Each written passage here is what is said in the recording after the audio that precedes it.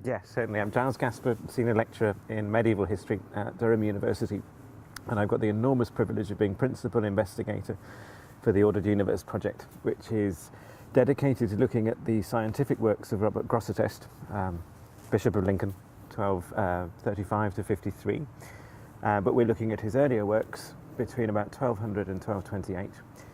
What makes this really exciting is that we are not only medievalists, paleographers, linguists, we're working with modern scientists, so physicists, vision scientists, engineers.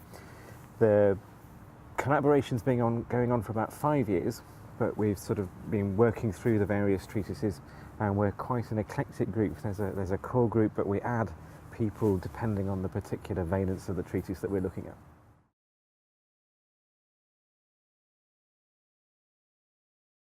Grosseteste is such a fascinating figure in medieval studies. Why we're focusing on him, we can be autobiographical about that. I was in Durham in the history department. Tom McLeish arrived as Pro-Vice Chancellor for Research in the physics department, and Tom came and asked everybody if anybody had heard of Grosseteste, and particularly his treatise on light, and I said yes. Tom gave a paper at our medieval studies seminar, and we went out for dinner and we cooked up basically the plan to read the text together, and we've added scientists, we've added other specialists, we have an international collaboration now. So experts from Italy, Cecilia Panti, from the US, Neil Lewis. So this is gathering together Grosseteste specialists and non-Grosseteste specialists. And he's such a fascinating character. These scientific treatises are peculiarly good for reading together. They're quite short, they're extremely taut. We have to go through the Latin, the English translation, we have to debate every point. Having the two sets of experiences, the scientific and the humanities, is absolutely vital to this process. We all contribute to this. So we explicate the text, and in so doing, we're doing genuinely interdisciplinary work with Grosseteste, almost as if he's in the room with us. I mean, it really is it's quite an engaging and emotional experience too.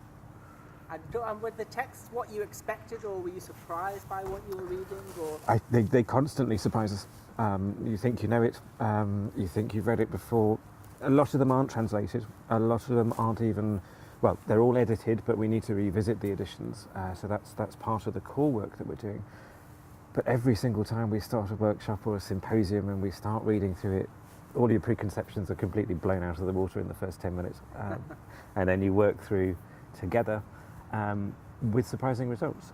As a humanities person, the most surprising thing of all is just how much the scientists get out of it. And we've generated new science, we've inspired new scientific thinking. There are actually genuinely scientific elements that are interest in modern science within these texts.